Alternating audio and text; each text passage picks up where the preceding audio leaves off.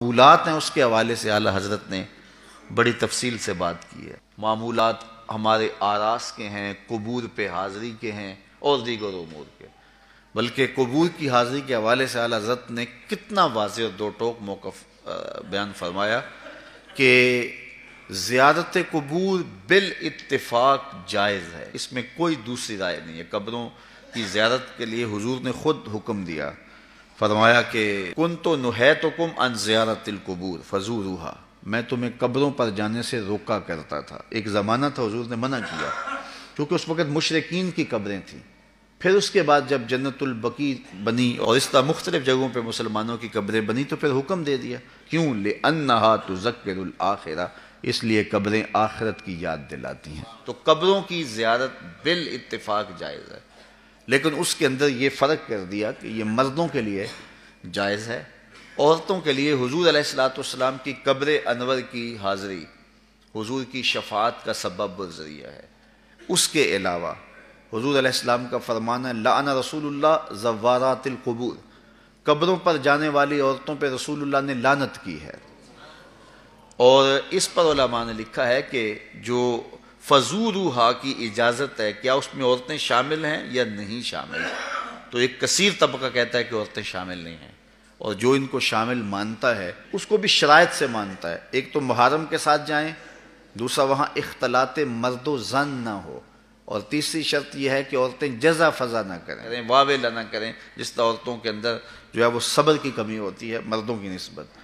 تو اگر ان شرائط کو پورا کیا جاتا ہے تو پھر جو ہے وہ مخصوص جگہوں پہ عورتوں کا چلے جانا قبروں میں جائز ہوگا، جس طرح والد کی قبر پہ جا رہی ہیں، والدہ کی قبر پہ جا رہی ہیں، لیکن ان شرائط کے ساتھ۔ لیکن بعض نے کہا کہ نہیں، مطلق نفی ہے، لیکن جنہوں نے جواز قرار دیا انہوں نے بھی ان 4-5 شرائط کے ساتھ جو ہے وہ جواز قرار دیا۔ باقی جو اختلاط مرد و زن جہاں ہوتا ہے اور محرم کے بغیر خواتین جاتی ہیں، جس طرح کہ ہمارے ہاں مروج ہے، اور یہاں بسوں کی بسیں بھر کر کے مختلف درباروں پر مزارات پہ جا رہی ہیں، اعلیٰ حضرت سے پوچھا گیا جائز ہے یہ نہیں جائز؟ فرمانے لگے مجھ سے یہ پوچھتے ہو جائز ہے، مجھ سے یہ پوچھو ان پہ لعنتیں کتنی برستی ہیں۔ فرمایا جب وہ گھر سے نکلتی ہیں تو ان پر لعنتیں برسنا شروع ہو جاتی ہیں، اور تم اس کو مجھ سے جواز کا فتویٰ مانگ رہے ہو۔ تو اب دیکھیے کہ یہ ہمارے معاشرے میں ہے کہ نہیں ہے، اور اس کو کیوں نہیں روکتے؟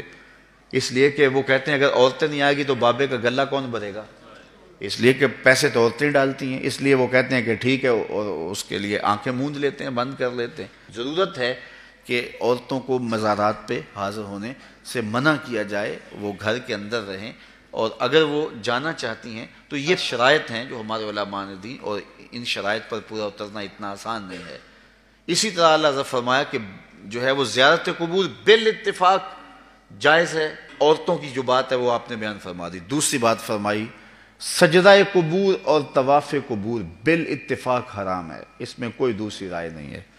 قبروں کو سجدہ کرنا اور قبروں کا طواف کرنا بالاتفاق حرام ہے، اس میں کسی کا کوئی اختلافی نوٹ نہیں ہے، کسی بھی عالم کا۔ اور تیسری چیز فرمایا کہ بوسہ قبور اس میں اختلاف ہے، مختلف ہی ہے، لیکن احوط یہ ہے، احتیاط اسی میں ہے کہ نہ دیا جائے۔ یعنی قبروں کے بوسے کے بارے میں کچھ علماء قائل ہیں، کچھ علماء نہیں قائل، لیکن اعلیٰ حضرت فرماتے ہیں کہ دور موجود میں یہ ہے کہ احتیاط اسی میں ہے کہ بوسے قبور نہ دیا جائے۔ لیکن فرمایا کہ اس کے باوجود بھی کچھ لوگوں کی خاص کیفیت ہوتی ہے، تو وہ مناسب حال ہوتا ہے تو فتویٰ اس حال کے مطابق ہوگا۔ اور اس کی دلیل جنہوں نے قبروں کو چومنے کی دلیل لی ہے، انہوں نے حضرت ابو ایوب انصاری اور حضرت بلال بن رباح رضی اللہ تعالیٰ عنہ کا عمل لیا ہے۔ حضرت ابو ایوب انصاری حضور کے روضے پہ، حضور کی قبر پہ ایسے بازو پھیلا کے جو ہے وہ بوسے کر رہے تھے کہ مروان آیا تو اس نے دیکھا اور اس نے پوچھا کون ہے، اور اس کے لہجے میں کڑک تھی اور انداز یہ تھا کہ یہ کیا کر رہے ہو؟ تو جو شخص اس طرح قبر پہ لیٹا ہوا تھا اس نے سر اٹھایا، فائزہ ہوا شیخ ابو ایوب انصاری۔ تو سر اٹھانے والے حضرت ابو ایوب انصاری صحابی رسول تھے، تو مروان کی آنکھوں میں آنکھیں ڈال کے کہنے لگے میں کسی پتھر کو نہیں پوج رہا، اپنے آقا کی قبر کو چوم رہا۔ تو یہ دلیل انہوں نے لی ہے، لیکن یہ دلیل اس صورت میں بن رہی ہے کہ یہ ان کی خاص کیفیت تھی۔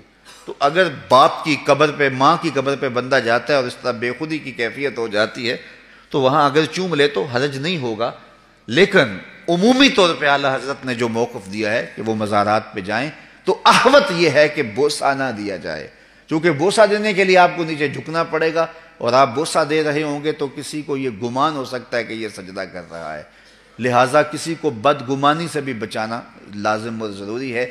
اس لیے فرمایا احتیاط اسی میں ہے کہ قبروں کو بوسہ نہ دیا جائے اور احتیاط کی جائے۔